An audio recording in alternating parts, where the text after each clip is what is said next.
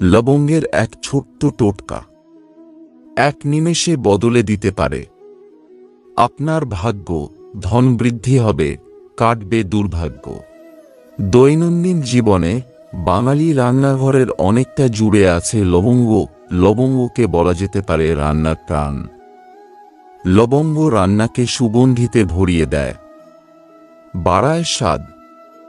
আবার এই লবঙ্গই যুগ যুগ ধরে আয়ুর্বেদিক চিকিৎসায় ব্যবহার হয়ে আসছে।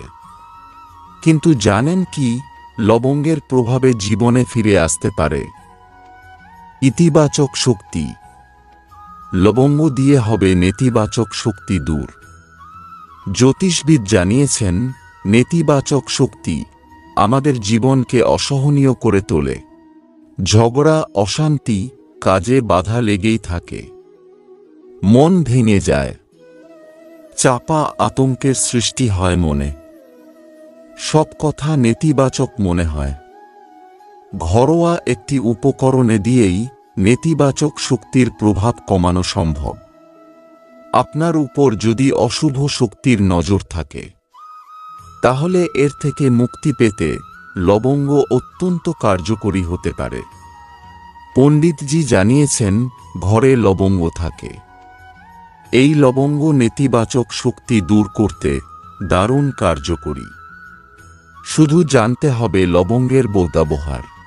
অনেক পরিশ্রম করার পরেও দেখা যায় হওয়া কাজ হচ্ছে না। দীর্ঘদিন ধরে কোনো কাজ আটকে থাকলে পান পাতায় লবঙ্গ, এলাচ ও সুপারি মুড়ে গণেশকে অর্পণ করতে হবে।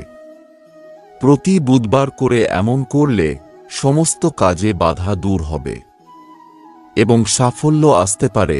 আপনার উপর যদি রাহু ও কেতুর প্রভাব থাকে, তাহলে লবঙ্গের টোটকার সাহায্যে থেকে মুক্তি পেতে পারেন।